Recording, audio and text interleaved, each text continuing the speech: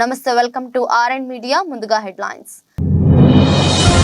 అణ్వాయుధ ప్రయోగానికి వెనుకాడమని తేల్చి చెప్పిన రష్యా అధ్యక్షుడు. ఉక్రెయిన్తో చర్చలకు సిద్ధమన్న వ్లాదిమిర్ పుతిన్. గాల్లోకి ఎగిరిన క్షణాల్లోనే పేలిన జపాన్ తొలి ప్రైవేట్ రాకెట్.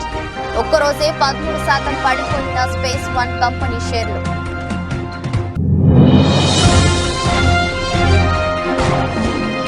నగరిలో మంత్రి రోజాకు లైన్ క్లియర్. అసమ్మతి నేతలకు సర్ది చెప్పిన జగన్.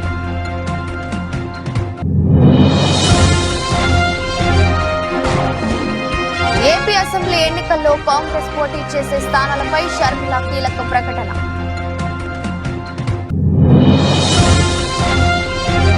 రేషన్ కార్డుతో సంబంధం లేకుండా అందరికీ ఆరోగ్యశ్రీ కసరత్తు చేస్తున్న ప్రభుత్వం.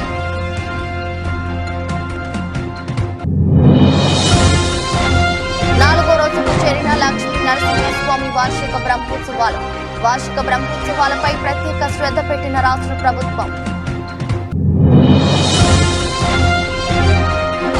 గుజరాత్ పై షెఫాలి మెరుపుల టైటిల్ ఫైట్ కు దూసుకెళ్లిన ఢిల్లీ.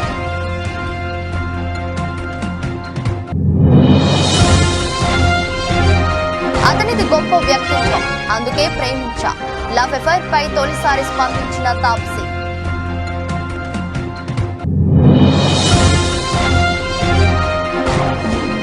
నష్టాల్లో స్టాక్ మార్కెట్ సూచీలు 22,000 దిగువకు నిఫ్టీ.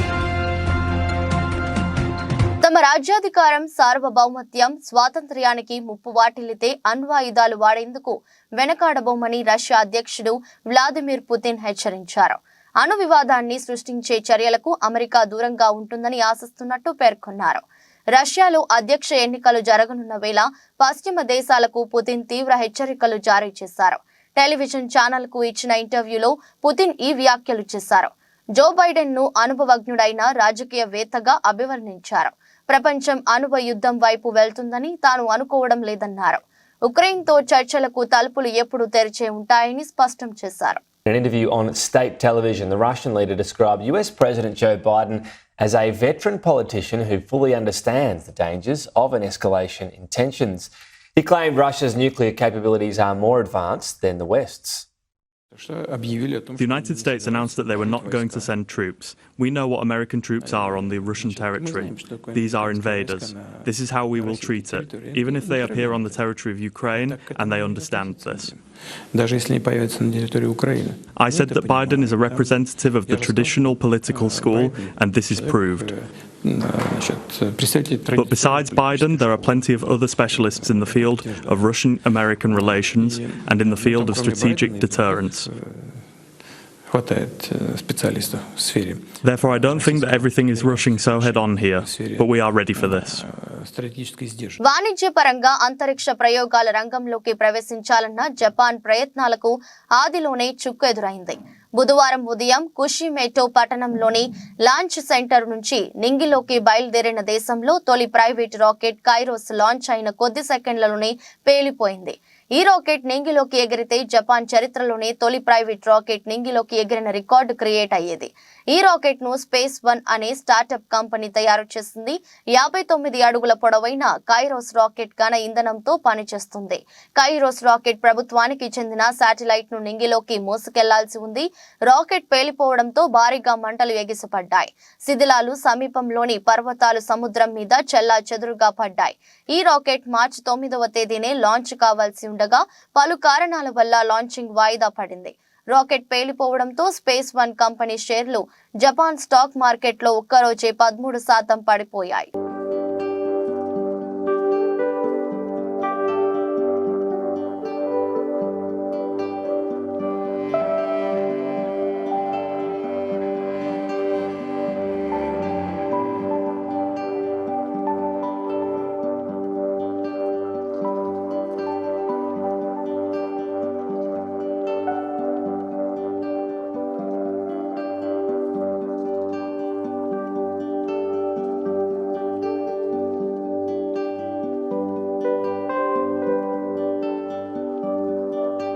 నగరి టికెట్ విషయంలో మంత్రి రోజాకు సీఎం జగన్ లైన్ క్లియర్ చేసినట్టు తెలుస్తుంది.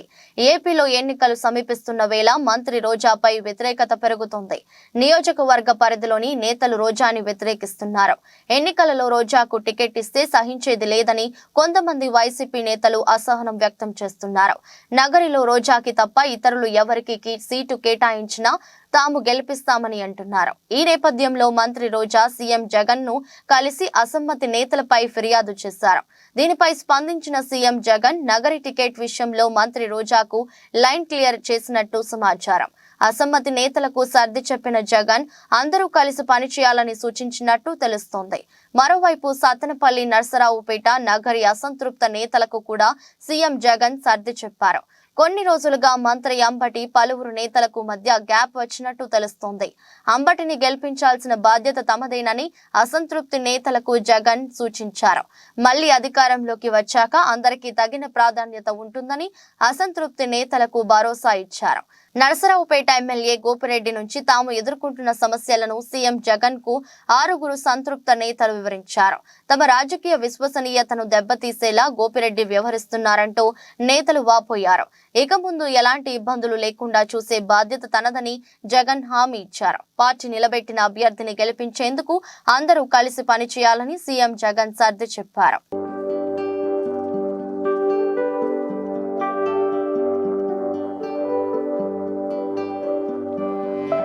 ఏపీలో 175 అసెంబ్లీ స్థానాల్లో కాంగ్రెస్ పార్టీ పోటీ చేస్తుందని ఆ పార్టీ రాష్ట్ర అధ్యక్షురాలు వైఎస్ షర్మిల చెప్పారు. కాంగ్రెస్ ఏపీలో ఉందనడానికి 1500 అప్లికేషన్లు రావడం నిదర్శనమన్నారు. అభ్యర్థుల ఎంపిక పారదర్శకంగా జరుగుతుందని షర్మిల తెలిపారు. బీజేపీ ఇతర పార్టీలు అభ్యర్థుల ఎంపిక ఈ విధంగా జరగదన్నారు. బీజేపీ ఇతర రీజనల్ పార్టీలు నియంతలా తయారవుతున్నాయని షర్మిల చెప్పారు. అసెంబ్లీ, లోక్సభ స్థానాల్లో పోటీకి అప్లికేషన్ పెట్టుకున్న అభ్యర్థుల మీద చర్చ జరిగింది. గత ఎన్నికల్లో కాంగ్రెస్ కు 1% మాత్రమే ఓట్లు వచ్చాయి. అసెంబ్లీ, లోక్సభ సీట్లలో గట్టి పోటీ ఇవ్వగలము. ఎన్నికల్లో కాంగ్రెస్ పార్టీ నాయకులు మొత్తం సైనికులుగా పనిచేయాలి. పార్టీ ఆదేశిస్తే ఎవరైనా ఎక్కడి నుంచైనా పోటీ చేయాల్సిందే. సిపిఎం, సిపిఐ పార్టీలతో చర్చలు జరుపుతున్నాం. అందరినీ కలుపుకొని ముందుకు వెళ్తాం. కాంగ్రెస్ పార్టీ మొదటి నుంచి ప్రత్యేక హోదా, విభజన హామీల కోసం పోరాటం చేస్తుంది. గతంలో ప్రత్యేక హోదా మీద మాట్లాడిన సీఎం జగన్ ఇప్పుడు ఎందుకు మాట్లాడటం లేదు? ప్రత్యేక హోదాపై జగన్ సమాధానం చెప్పాలి. ప్రత్యేక హోదా, పోలవరం, రాజధాని అంశాలపై కాంగ్రెస్ పార్టీ బలంగా నిలబడుతుంది అని షర్మిల అన్నారు. రాష్ట్ర ప్రజలు ఎలా చూస్తున్నారు, మీరు ఎలా చూస్తున్నారు, ఇది ఏం పద్ధతి అని ఎవరికి అనిపించటం లేదా?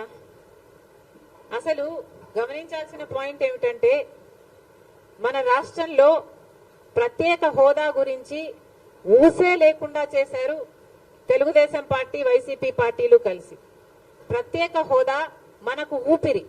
ప్రత్యేక హోదా లేకపోతే మనం బాగుపడలేం, మనకు భవిష్యత్తు లేదు. 10 సంవత్సరాలుగా అది నిరూపణ అయ్యింది. అయినా కూడా ఈ 10 సంవత్సరాలలో ఎమ్మెల్యేలు, ఎంపీలు ఇంతమంది అధికారంలో ఉండి కూడా అసలు ఊసే లేకుండా చేశారు. అసలు ఆ మాటే లేకుండా చేశారు. ప్రత్యేక హోదా అన్న అంశమే లేకుండా చేస్తున్నారు కదా. ఈరోజు మేము కాంగ్రెస్ పార్టీగా వచ్చి మేము కొట్లాడుతున్నాం తప్ప ప్రత్యేక హోదా గురించి తెలుగుదేశం పార్టీ గాని, చంద్రబాబు గారు గాని, వైసీపీ జగన్మోహన్ రెడ్డి గారు గాని ఒక్క నిజమైన ఉద్యమమైనా చేశారా అధికారంలో ఉండి, ముఖ్యమంత్రులుగా ఉండి అని అడుగుతున్నాం. ఈరోజు ప్రత్యేక హోదా మనకు బీజేపీ పార్టీ ఇవ్వలేదు. పోలవరం ప్రాజెక్టు ఇవ్వలేదు. మనకు రాజధాని ఇవ్వలేదు. ఒక్క హామీ కూడా నెరవేరకపోతే మరి చంద్రబాబు గారు బీజేపీ పార్టీతో ఎందుకు పొత్తు పెట్టుకుంటున్నారో సమాధానం చెప్పాలి. ఏం చేసింది బీజేపీ పార్టీ అని పొత్తు పెట్టుకుంటున్నారు? బీజేపీ పార్టీ ఇంత మోసం చేస్తే, ఇంత వెన్నుపోటు పొడిస్తే చంద్రబాబు గారు అంతగా తిట్టి, అంతగా దూషించి మళ్ళీ ఈ రోజు రాష్ట్రం కోసమని నేను పొత్తు పెట్టుకుంటున్నానని చెప్తున్నాడంటే ఇంకా ఏమనాలి మనిషిని? ఈ పెద్ద మనిషి ఊసరి వాళ్ళ కంటే ఎక్కువ రంగులు మారుస్తున్నారు కదా. ఫస్ట్ ఏమో ప్రత్యేక హోదా కోసం పొత్తు పెట్టుకుంటున్నానని చెప్పాడు. ఎన్నికలు గెలిచారు. వాళ్ళ కేబినెట్ లో అధికారం కూడా అనుభవించారు. ఆ తర్వాత లేదు అని తిట్టి మరీ బయటకు వచ్చారు. మళ్ళీ ఇప్పుడు మళ్ళీ మెచ్చుకొని మేము గౌరవిస్తున్నామని చెప్పి మళ్ళీ చేరుతున్నారు. దేనికంటే మీకు గౌరవం? పవన్ కళ్యాణ్ గారు కూడా అడుగుతున్నాను. మోడీ అంటే అపారమైన గౌరవం అన్నారు. దేనికి మీకు అపారమైన గౌరవం? మనకు పోలవరం ఇచ్చినందుకు మీకు అపారమైన గౌరవమా? మన రాజధాని ఇచ్చినందుకు మీకు అపారమైన గౌరవమా? స్పెషల్ చేసి ఇచ్చినందుకు మీకు అపారమైన గౌరవమా? ప్రజలకు సమాధానం చెప్పాల్సిన అవసరం ఉంది. రాష్ట్రంలో ఆరోగ్యశ్రీని ప్రత్యేక పథకంగా అమలు చేయాలని ప్రభుత్వం భావిస్తుంది. రేషన్ కార్డు ఆర్థిక స్థితితో సంబంధం లేకుండా ప్రజలందరికీ వర్తించేలా ఈ పథకాన్ని విస్తరించాలని నిర్ణయించింది. ఈ నిర్ణయానికి అనుగుణంగా లబ్ధిదారులకు రాజీవ్ ఆరోగ్యశ్రీ పేరుతో కొత్త కార్డులు ఇవ్వాలని యోచిస్తోన్నది. ఈ నేపథ్యంలో లబ్ధిదారుల గుర్తింపు, ఇతర మార్గదర్శకాలపై అధికారులు కసరత్తు చేస్తున్నారు. ప్రైవేట్ ఇన్సూరెన్స్ కంపెనీల తరహాలో ప్రతి కుటుంబాన్ని ఒక యూనిట్ గా తీసుకుని ప్రత్యేక నంబర్ కేటాయించి కార్డులు ఇవ్వాలని నిర్ణయించినట్టు సమాచారం. రాష్ట్ర వ్యాప్తంగా అందరికీ డిజిటల్ హెల్త్ ప్రొఫైల్ రూపొందిస్తామని ఇప్పటికే ప్రకటించిన ప్రభుత్వం ఈ వివరాలను ఆరోగ్యశ్రీ కార్డులతో అనుసంధానం చేయనున్నది. 2-3 నెలల్లో ఈ ప్రక్రియ ప్రారంభమయ్యే అవకాశం ఉన్నది. ప్రస్తుతం రాష్ట్రంలో 90 లక్షలకు పైగా తెల్ల రేషన్ కార్డులు ఉన్నాయి. మిగతా వారిలో ప్రభుత్వ ఉద్యోగులు వంటి వారు ఉన్నారు. వారికి కూడా ప్రభుత్వం ప్రత్యేకంగా హెల్త్ స్కీమ్ ను అమలు చేయాల్సి వస్తుంది. దీంతో 90% పైగా జనాభాకు ప్రభుత్వ హెల్త్ స్కీమ్ వర్తిస్తుందని వైద్య శాఖ చెబుతుంది. మిగతా వారిని కవర్ చేసి రేషన్ కార్డుతో లింక్ తీసేస్తే కార్డుల సంఖ్య తగ్గుతుందని భావిస్తున్నట్టు సమాచారం. ఇలా చేస్తే ప్రభుత్వంపై ఏటా దాదాపు 450 కోట్ల మేరకు అదనపు భారం పడుతుందని అంచనా.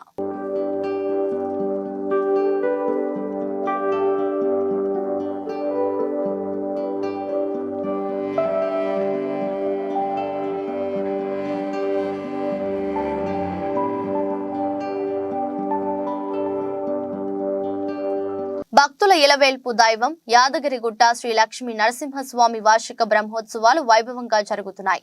బ్రహ్మోత్సవాలలో భాగంగా 4వ రోజు గురువారం ఉదయం వటపత్ర సాయి అలంకార సేవలో లక్ష్మీ నరసింహస్వామి భక్తులకు దర్శనం ఇవ్వనున్నారు. సాయంత్రం 7 గంటలకు హంసవాహన అలంకార సేవ జరగనుంది. క్షేత్రాభివృద్ధిలో భాగంగా ఆలయ ఉద్ఘాటన జరిగిన తర్వాత రెండోసారి జరుగుతున్న వార్షిక బ్రహ్మోత్సవాలపై రాష్ట్ర ప్రభుత్వం ప్రత్యేక శ్రద్ధ పెట్టింది. కాగా ఈ నెల 21వ తేదీ వరకు బ్రహ్మోత్సవాలు జరగనున్నాయి.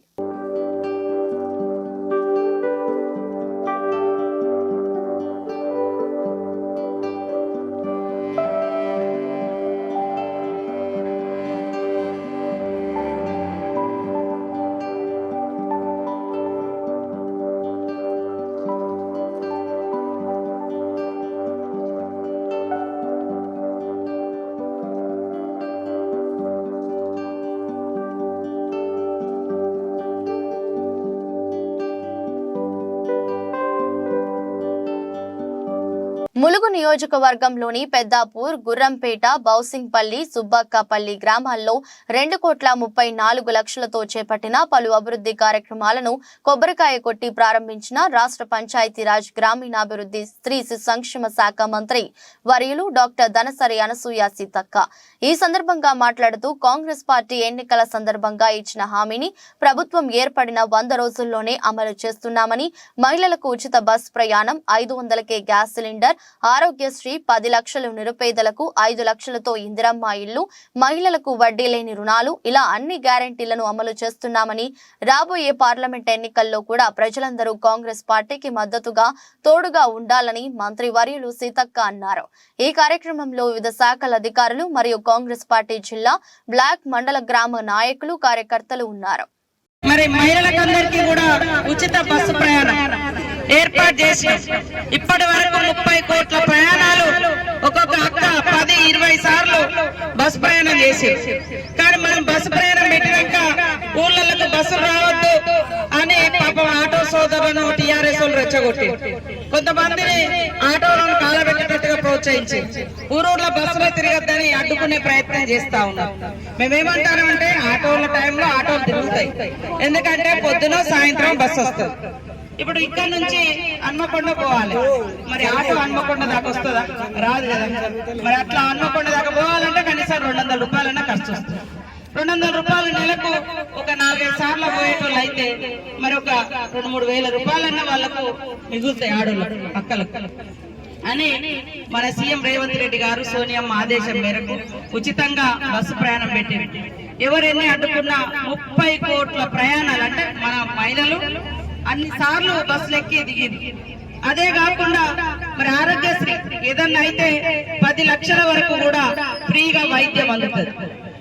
మరి దానితో పాటు మేము ఇక్కడే ఉండి 200 యూనిట్ల కరెంటు ఫ్రీగా ఇస్తామని చెప్పినాం ఆ రోజు ఎన్నికల కంటే ముందు. కాంగ్రెస్ వాళ్ళు ఇచ్చేది అవుతుందా కాదు అని అన్నారు. కానీ 200 యూనిట్ల కరెంటు మరి రేపటి నుంచి వచ్చేటువంటి బిల్లు మీకు కరెంటు బిల్లు ఉండదు. అంతకుముందు చూస్తే నాకు చాలా సార్లు వచ్చిన ఫోన్ ఎస్సీ కాలనీ కట్ అయింది, ఎస్టీ కాలనీ కట్ అయింది, బీసీ కాలనీ కరెంటు బిల్లులు కట్టట్లేదని ఇల్లు. కానీ పేదోళ్ళు ఉండేటువంటి ఇళ్ళ కరెంటు బిల్లులు గతంలో బీఆర్ఎస్ పార్టీ ముక్కు పిండి వసూలు చేసింది. కోట్ల లెక్కమో ఫ్రీ. ఆర్మూర్ డివిజన్ కేంద్రంలో ఉన్నటువంటి మెర్తాడ్, కమ్మర్పల్లి, భీమ్గల్ మండలాల మీదుగా నేషనల్ హైవే మంజూరు అయింది. ఈ రహదారిని ప్రస్తుతం ఉన్న రహదారి ద్వారా కాకుండా పంట పొలాల నష్టం జరిగే విధంగా సైద్యం చేస్తున్న పొలాల నుండి రోడ్డు వేయడం ద్వారా నష్టం జరుగుతుందని, రైతులు నష్టపోతారని గత కొన్ని రోజులుగా రైతులు ధర్నాలు చేస్తే దానికి మద్దతుగా సిపిఐ ఎంఎల్ ప్రజాపందా పార్టీ నిలబడితే ఆర్మూర్ ఆర్డీఓ ప్రజా అభిప్రాయం సేకరణ అంటూ వారి సమక్షంలో సమావేశం నిర్వహించిందన్న సందర్భంలో వారికి అండగా వెళ్లిన సిపిఎం ఎల్ ప్రజాపందా పార్టీ నాయకులు ఆర్డీఓ రెచ్చగొట్టే విధంగా వ్యాఖ్యలు చేస్తూ ఆర్మూర్ ఏసీపీ బస్పారెడ్డి దురుసుగా ప్రవర్తించి ప్రజాపందా నాయకులను అరెస్టు చేయడం ప్రజాస్వామ్యమైన చర్య కావున దీన్ని వ్యతిరేకిస్తూ Armoor CPI ML sub division నాయకులు ఆర్మూర్ ఆర్డీఓ ఏసీపీ గారి దిష్టిబొమ్మ ఆర్మూర్ పట్టణంలోని అంబేద్కర్ చౌరస్తా వద్ద దగ్ధం చేశారు.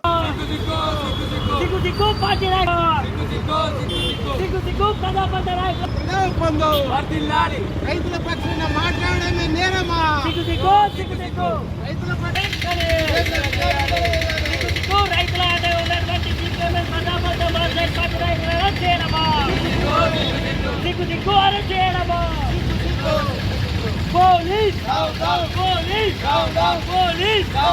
ఆర్మూర్ నియోజకవర్గ కాంగ్రెస్ పార్టీ ఇన్ఛార్జ్ వినయ్ కుమార్ రెడ్డి ఆదేశానుసారం పీవీఆర్ భవన్ లో ఆర్మూర్ నియోజకవర్గ యువజన Congress vice president Bindla Prashanth media సమావేశంలో మాట్లాడుతూ ఆర్మూర్ ఎమ్మెల్యే రాకేష్ రెడ్డి మిమ్మల్ని ప్రజలు అభివృద్ధి చేస్తారని గెలిపిస్తే మీరు మాత్రం సినిమా డైలాగులు కొడుతూ పబ్బం గడుపుతున్నారు. బిడ్డ రాకేష్ రెడ్డి కాంగ్రెస్ నాయకుల గురించి ఇష్టానుసారంగా మాట్లాడితే నీకు పుట్టగతులు ఉండకుండా చేస్తామన్న విషయాన్ని గుర్తుంచుకోండి. నీకు దమ్ముంటే నిధులు తీసుకురండి, లేకపోతే అభివృద్ధికి సహకరించండి. కానీ తెలంగాణ ముఖ్యమంత్రి రేవంత్ రెడ్డిని విమర్శిస్తే ఆర్మూర్ నియోజకవర్గంలో మా యువజన కాంగ్రెస్ నాయకులు మిమ్మల్ని తిరగకుండా చేస్తారు, జాగ్రత్త అని హెచ్చరించారు. విలేకరుల సమావేశంలో విచ్చేసిన వారు town president Vijay Agarwal, youth Congress నియోజకవర్గ జనరల్ సెక్రటరీ తిరుమన్పల్లి నవనీత్, నియోజకవర్గ నాయకులు ఎడ్డిగారి నిఖిల్, తోపారం భగత్, శ్రావణ్, రాజశేఖర్, గుండు, హరీష్, అల్జాపూర్ కిరణ్, వినోద్, సుశాంత్, యువజన పార్టీ నాయకులు తదితరులు పాల్గొన్నారు. రాకేష్ రెడ్డి గారు, మీరు ఒక ఎమ్మెల్యే స్థాయిని మర్చిపోయి ఇష్టానుసారంగా మా రేవంత్ రెడ్డిని ఇష్టం వచ్చినట్టు మాట్లాడుతున్నారు. ఖబర్దార్ రేవంత్ రెడ్డి జోలికి వస్తే ఖబర్దార్ మీకు బుద్ధి చెప్తాం, తరిమి కొడతాం. రాకేష్ రెడ్డి గారు, మీకేమైనా ప్రజల మీద చిత్తశుద్ధి ఉంటే మీరు గెలిచి 90 రోజులు అవుతుంది. ఇప్పటికీ కాంగ్రెస్ గవర్నమెంట్ చిత్తశుద్ధితోటి మా రేవంత్ రెడ్డి గారు ఏదైతే 6 గ్యారంటీలు అమలు పరుస్తుండో ఏ ఒక్క అమలు పరిచిన కార్యక్రమాన్ని మీరు ఎక్కడైనా చేసిర్రా? ఎక్కడ కూడా చేయలేరు. మీరు ఓన్లీ మతాల మధ్య చిచ్చు పెట్టుకుంటా తలవార్లు దిస్తాం, చాకులు దిస్తాం అంటే నడదీడ రాయలసీమ రాజకీయం నడది రేవంత్ రాకేష్ రెడ్డి గారిడా. మీరు కొంచెం ప్రజలు జమ్మికుంట తహసీల్దార్ జానకి ఆమె బంధువుల ఇళ్లలో 5 చోట్ల నిన్న ఉదయం నుండి రాత్రి వరకు ఏసీబీ అధికారులు సోదాలు చేశారు. ఈ సోదాల్లో 3,20,00,000 విలువైన ఆస్తులను ఏసీబీ గుర్తించింది. అంతేకాకుండా 7 ఎకరాల వ్యవసాయ భూమితో పాటు భారీగా ఓపెన్ ప్లాట్లను కొనుగోలు చేసినట్లు గుర్తించారు.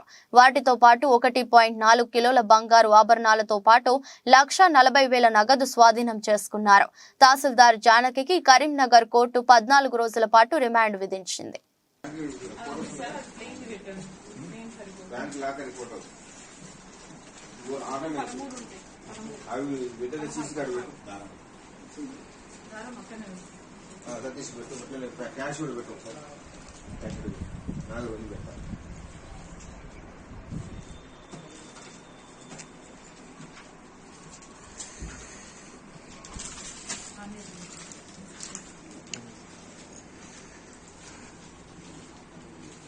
కుప్పం మున్సిపాలిటీ పరిధిలోని 1వ వార్డు సామగుట్ట పల్లిలో ఎమ్మెల్సీ భరత్ ప్రచారాన్ని ప్రారంభించారు. ఈ సందర్భంగా ఆంజనేయ స్వామి ఆలయంలో ప్రత్యేక పూజలు చేశారు.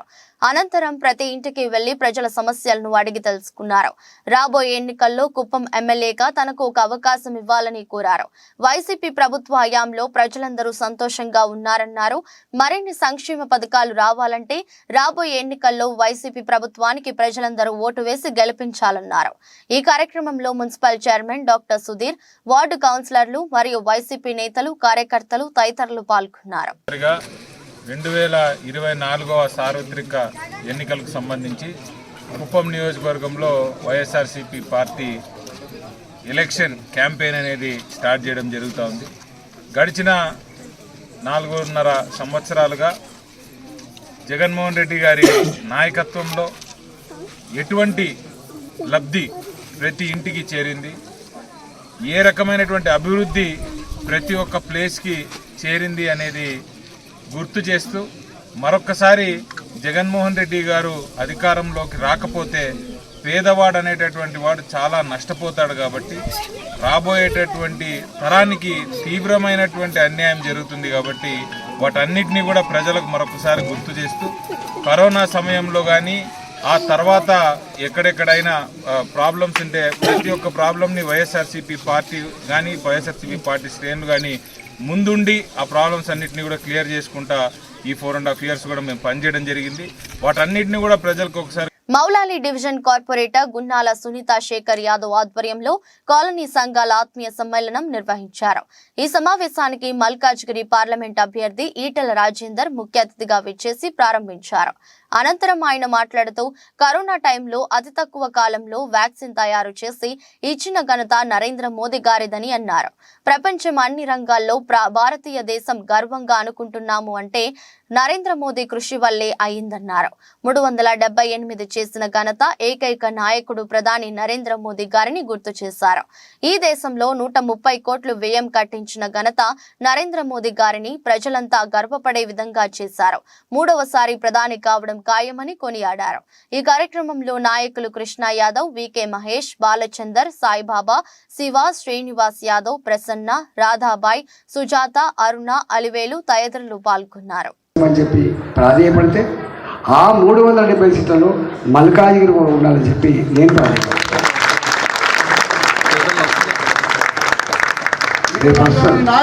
ఎత్తుతాండ్రు. మా సునీత మండలం దొరుకుతున్నారు. వాళ్ళు 150 కోట్లు పెట్టుడు దొరకన్నా 200 కోట్లు పెడతాడు. నా మీద 200 కోట్లు పెట్టుడు, 150 కోట్లు పెట్టుడు. ఇప్పటికే ఒకసారి ఎక్స్పెరిమెంట్ అయిపోయింది.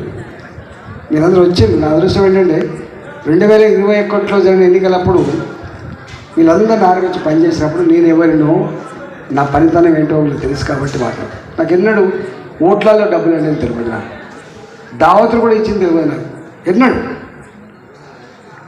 20 ఏళ్ళు ఏనాడు వాళ్ళు నిండు మనసుతో ఆశ్రయించి పంపించారు. వాళ్ళ కాలు మళ్ళీ పనితో పీకింత పని చేసి WPLలో ఢిల్లీ క్యాపిటల్స్ దుమ్ము రేపింది. భారీ విజయం లక్ష్యంగా బరిలోకి దిగిన ఢిల్లీ అనుకున్న ఫలితాన్ని అందుకుంది. బుధవారం పూర్తి ఏకపక్షంగా సాగిన పోరులో ఢిల్లీ 7 వికెట్ల తేడాతో గుజరాత్ జైంట్స్ పై ఘన విజయం సాధించింది. దీంతో లీగ్ ఫైనల్లోకి ప్రవేశించింది. గుజరాత్ నిర్దేశించిన 127 పరుగుల లక్ష్య ఛేదనలో ఢిల్లీ 13.1 ఓవర్లలో 129/3 స్కోరు చేసింది. ఓపెనర్ శేషావలి వర్మ బంతుల్లో 71, 7 4లు, 5 6లు, అర్ధ సెంచరీతో విజృంభించగా జమీమా రోడ్రింగ్స్ దూకుడుగా ఆడింది. తనుజా కన్వర్ 2 వికెట్లు తీసింది. అంతకుముందు ఢిల్లీ 20 ఓవర్లలో 126/9 స్వల్ప స్కోరుకే కుప్పకూలింది. కాప్, మిన్ను, మణి, సికా పాండే దాటికి గుజరాత్ వరుస విరామాల్లో వికెట్లు కోల్పోయింది. భారతి, ఫల్మాలి మినహా అందరూ ఘోరంగా విఫలమయ్యారు. శేషాలికి ప్లేయర్ ఆఫ్ ది మ్యాచ్ దక్కింది.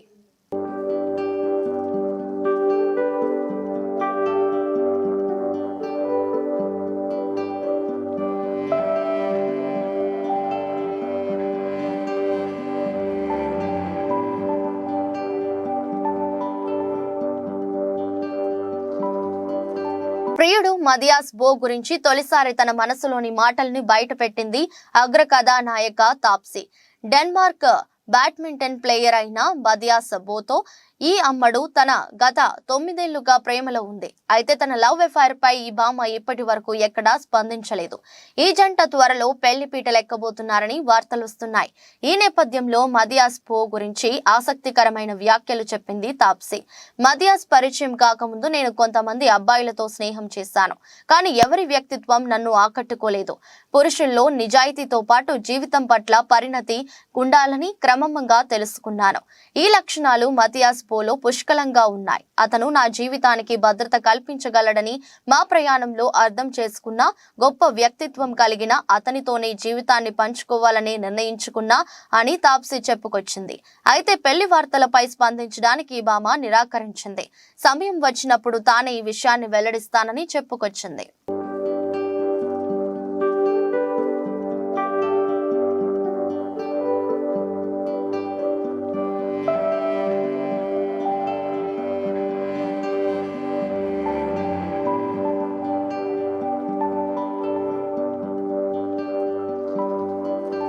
దేశీయ స్టాక్ మార్కెట్ సూచీలు గురువారం నష్టాలతో ప్రారంభమయ్యాయి. అంతర్జాతీయ మార్కెట్లలోని ప్రతికూల సంకేతాలు సూచీలపై ప్రభావం చూపుతున్నాయి. ఉదయం 9:20 సమయంలో సెన్సెక్స్ 256 పాయింట్ల నష్టంతో 72,505 వద్ద ట్రేడ్ అవుతుంది. నిఫ్టీ 40 పాయింట్ల నష్టపోయి 21,957 దగ్గర కొనసాగుతుంది. డాలర్తో పోలిస్తే రూపాయి మారకం విలువ 82.85 వద్ద ప్రారంభమైంది. సెన్సెక్స్ 30 సూచీలో Reliance, HCL Tech Mahindra, Tech Infosys, Sun Pharma, M&M, Maruti, L&T, Power Grid, TCS, Kotak Mahindra bank షేర్లు లాభాల్లో ట్రేడ్ అవుతున్నాయి. Bajaj Finance, Tata Steel, Titan, IndusInd bank, Bajaj Finserv, Tech Mahindra, JSW steel, Tata Motors, Wipro, ITC షేర్లు నష్టాల్లో కొనసాగుతున్నాయి. అమెరికా మార్కెట్లు బుధవారం నష్టాలతో ముగిశాయి. నేడు ఆసియా పసిఫిక్ ప్రధాన సూచీలు మిశ్రమంగా ట్రేడ్ అవుతున్నాయి. అంతర్జాతీయ మార్కెట్లో బ్యారెల్ బ్రెంట్ చమురు ధర $80.20 వద్ద ట్రేడ్ అవుతుంది. విదేశీ సంస్థాగత మదుపర్లు బుధవారం నికరంగా 4,595.06 కోట్ల విలువ చేసే షేర్లను విక్రయించారు. దేశీయ సంస్థాగత మదుపర్లు 9,093.72 కోట్ల స్టాక్స్ ను కొనుగోలు చేశారు.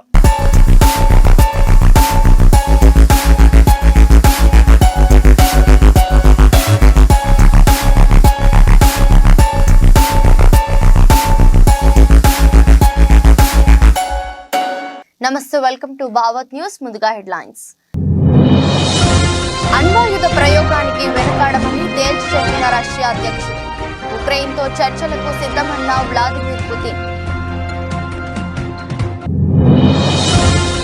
గాల్లోకి ఎగిరిన క్షణాల్లోనే పేలిన జపాన్ తొలి ప్రైవేట్ రాకెట్.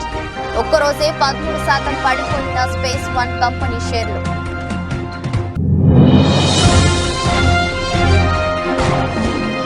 నగరిలో మంత్రి రోజాకు లైన్ క్లియర్. అసమ్మతి నేతలకు సర్ది చెప్పిన జగన్.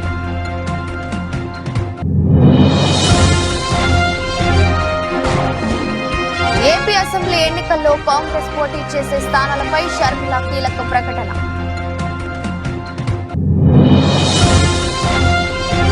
రేషన్ కార్డుతో సంబంధం లేకుండా అందరికీ ఆరోగ్యశ్రీ కసరత్తు చేస్తున్న ప్రభుత్వం.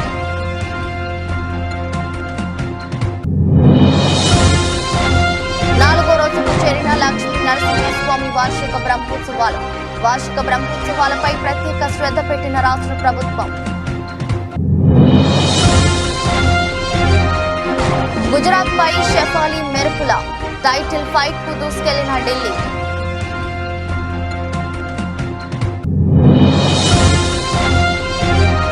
అతనిది గొప్ప వ్యక్తిత్వం, అందుకే ప్రేమించా. లవ్ అఫైర్ పై తొలిసారి స్పందించిన తాప్సీ.